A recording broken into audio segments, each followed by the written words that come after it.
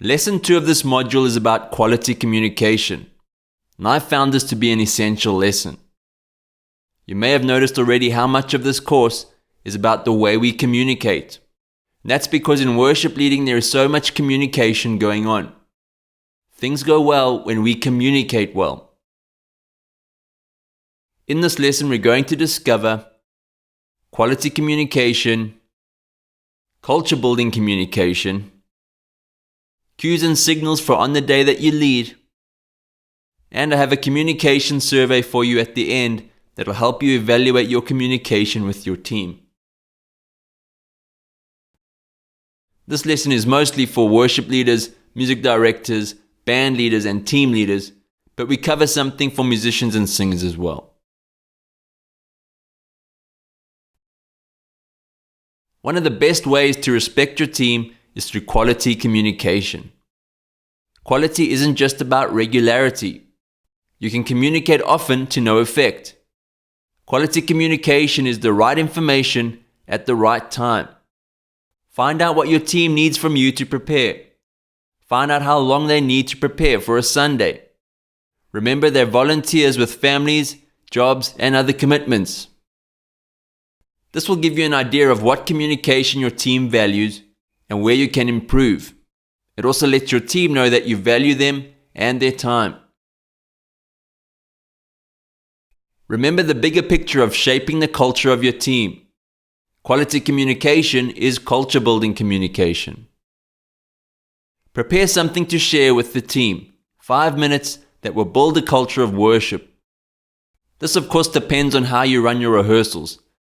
The point I'm making here is to use your rehearsal times to input into your team every time you get together. Sharing something tells the team 2 things. One, that you were thinking of them this week and wanted to bring something to encourage them. And it reminds everyone of the bigger picture behind getting through this week's songs. It reminds the team to prepare their own hearts before coming to practice. It's not just about running through the songs. Communicate your ideas of where possible pivotal moments may be and what stood out for you in your preparation. You're not just communicating how you want things done, you're also revealing the process. When building a culture, sometimes you instruct, sometimes you insist, sometimes you inspire, and sometimes you include. We instruct our team about how and why we're doing things a certain way. If you feel strongly about a choice that you've made, explain why. Help the team understand the journey you foresee. Remember, your goal is not just a great Sunday, it's creating a culture of leading worship within your team.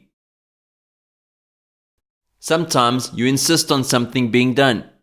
If you've taken time to get to know your team that you serve on, having open and honest communication shouldn't be too difficult. We have a clear picture of what we're trying to achieve, and we need others to understand the vision and the end goal. We do this by inspiring. Insisting on a direction should always be coupled with inspiration. Help the team see the bigger picture and grow in understanding. And sometimes we concede to someone else's ideas. You won't always have the answers as the leader. Include your team's ideas as well. A great way to get buy-in on a vision or a culture is to allow those on the team to help shape it with you. Don't compromise on the values, but learn to give and take on some of the ways those values play out within the team and within your worship. Also, make sure that you take time at rehearsal to discuss ways to communicate on the day that you lead worship. Consider different hand signals for different parts of the song, like verses, choruses, bridges, and how to end the song, or whatever you're able to do if you play an instrument.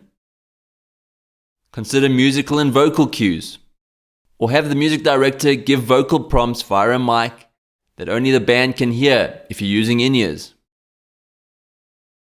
Give the team options to know where you're going. Ensure everyone on the team knows who to look at critical transitions in a song or of the set. Make sure the role of music director and worship leader are clearly defined. Who's doing what? Often the music director watches the worship leader and the band watch the music director. Whatever the configuration, make sure everyone knows who to look at or who to listen to. This becomes particularly important when you're further into a song.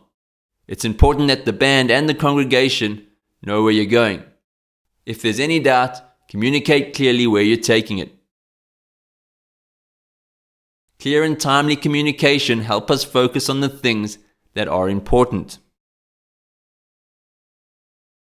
So in this lesson, we've covered defining quality communication, communication that builds the culture of the team,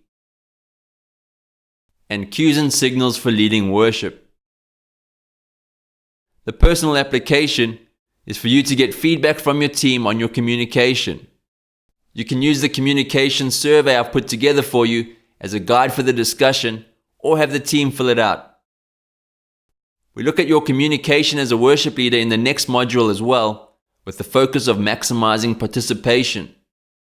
Next up in this module, I give you steps and tips to follow when learning songs. It's going to save you a lot of time and free you up from being glued to those chord charts.